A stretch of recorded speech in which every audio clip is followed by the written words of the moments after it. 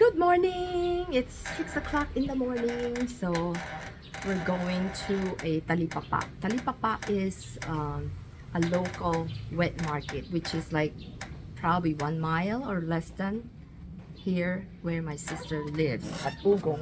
So, mamimili kami. We're gonna try to buy a pork shoulder because yesterday we went to a grocery store. The pork shoulder, apparently if you don't buy it in a butcher, it's like all little pieces. So I need to make a roast. So today my goal is to get pork shoulder. That's like a roast, you know, like a big piece. So we're gonna go to hit the Talipapa here to buy a roast, a pork shoulder roast, so I could make a southern, I don't know, NOLA dinner for New Year's Day. So I need to figure out my ingredient and stuff. And one more thing I need to get is yellow onion, but unfortunately looks like there's no yellow onion to be had here in the Philippines, so I'm gonna have to adapt it. So I'm hoping to get a piece of 2 yellow onions today, which wish me luck. So let's go to the market. Oh.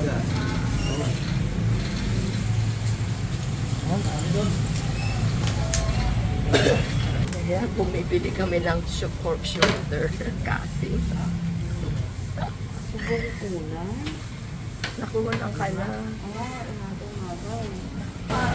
Ayan, tatanggalin niya yung buto. Parang butcher ba? Galing mo kuya ha. Talayan lang, ma'am. Ayan, gwapo pa yung butcher ko. Wala kang salit mo. Walang discount yan. Walang discount? Ay, Diyos ko, kala ko ano. Meron, ma'am. Sige, bigyan natin. Ano, ma'am? Ano yun? Ano sabi na hindi mataba? Ayoko yung dito. Ayoko yung masyadong mataba. Durog na kasi. Dito na lang, Ayan, ma'am. yan. Oo, kailangan gusto ko kasi buo yung pag-ihaw. Yan, okay, tapos. Hindi kaya mo natanggal. Matagal? 2.35, ma'am. 600 na lang yan. Sa kwan pa lang to, ma'am, 260. 700 na lang. Okay po. Patanggal yung taba, kuya. Oo, patanggal yung taba, yung ano, Balat lang. yung balat. Balat lang. Balat. Balat lang, balat. Balat at saka, wag yung taas yan.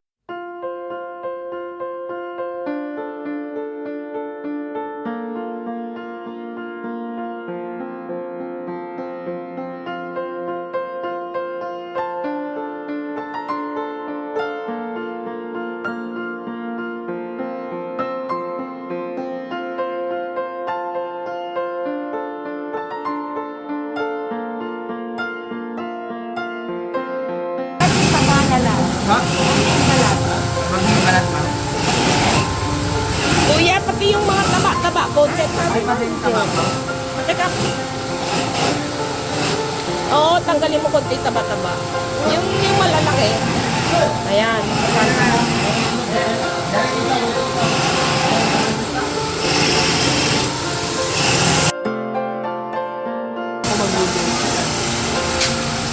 Isaw ba yan?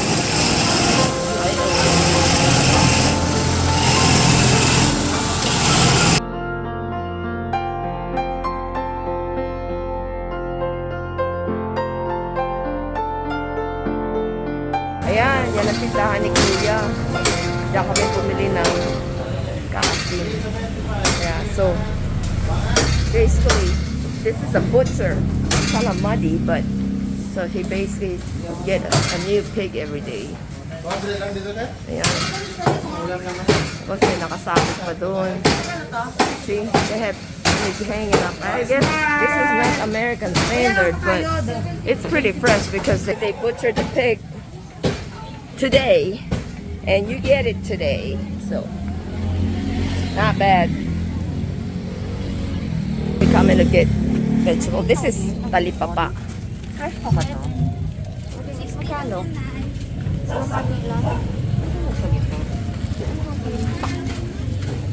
But ano ito? Labong. Labong ata.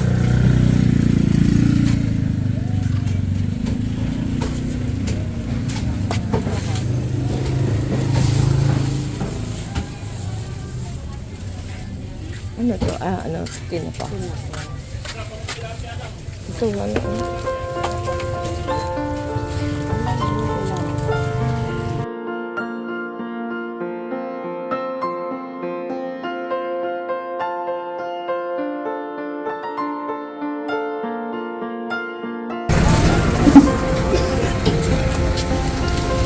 Smell ka dyan. Ito si ate nag-video.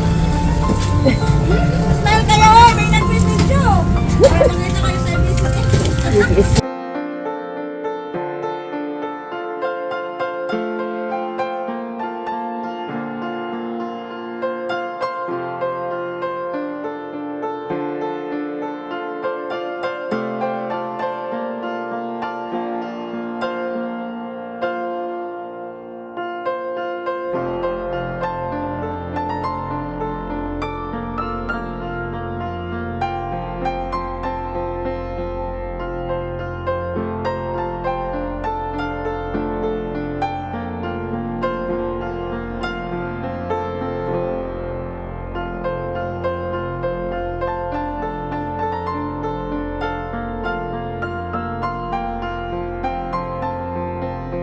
Hello, Mami! Ate, vlog mo ako eh. Ano binibili mo? Ano boneless kuya? Wala pong bayad ng pamulis, bawas na mabayaran. Magkano yung malalaki? 21 kilo. Mami, asin nyo, naiiwan! May mga ano yan, mga 3 kilo yan. Hindi. Baka wala kayong asin. Hindi, 1 kilo ata. Libre ang pag-boneless. Ano akala ko binabayaran? Hindi. Isipag ni kuya. Mag-iintay lang po kayo. Pagkaan. Mami!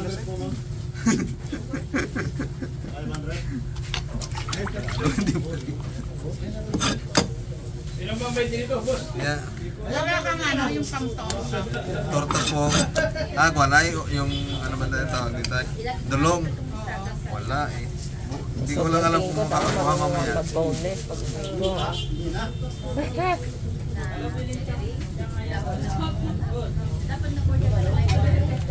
Boss, bay nyo. Boss! Dagdagan, nakatingin. Parang ang bilis ano, pero ang hirap. Isang oras siguro kung gagawin yan. Yung pinakamatagal huway 5 minutes isa. 4 minutes nga lang yung isa eh. Kaya nga po, minsan. Depende rin sa klase ho ng bangus eh. Minsan may malambot, minsan may matigas. Ayan. Yan ang gwapo kong ano, taga-boneless.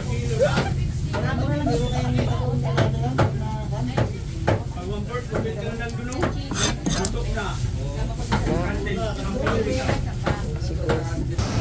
Galing ni Kuya magdibon, ang bilis oh. Ay, maging kaya rin. Maging kukunan ng pixel. Oh, yan. Ang cute. Ang bilis oh, tapos ka na. Kaya kang bebe kaya behod. Wow ko eh. Ayan, bumili tuloy kami ng niyog. Kasi sabi ko, gusto ko yung fresh na niyog. Ano, makakayod? Ayan. Si Kuya kakayod. 35 saka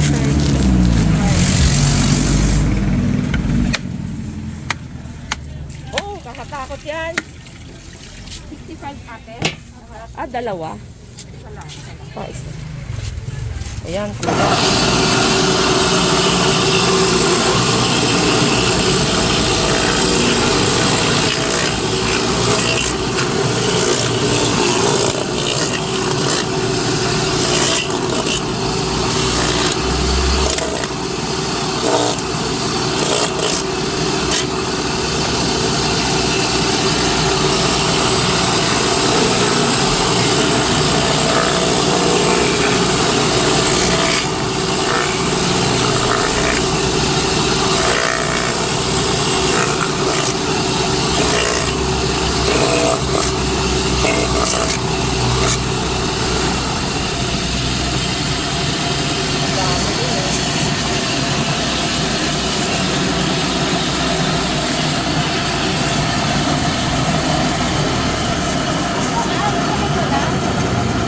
Ang bilis pala.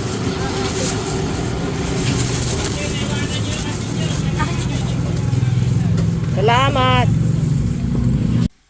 Okay, we're back from the market and I was lucky to get a roast. Not as way I like it, but good enough. But of course, I am not able to get yellow onion because they don't have it anywhere here. Apparently that's imported. So the Philippine government is not allowing importation of onions from China or anywhere else. But anyhow, so I'm gonna have to do a makeshift roast with onion powder. And it took us a while to look for onion powder yesterday. We went to what, three groceries to look for onion powder. But anyway, so that's it. That's how our talipapa looks like. And comment down below what you think about our talipapa if you live in the US. And of course, if you're from here in the Philippines, I think our talipapa is the best because you can get fresh produce and actually new, like fresh meat. Actually, the meat was just butchered today and not refrigerated or anything. And fish was probably caught yesterday or maybe early this morning. And now here it's in our talipapa. So if you enjoyed this video, please subscribe to East West Picayune. Thumbs up please and comment. Let me know what you think. Alright? Until next time. Bye!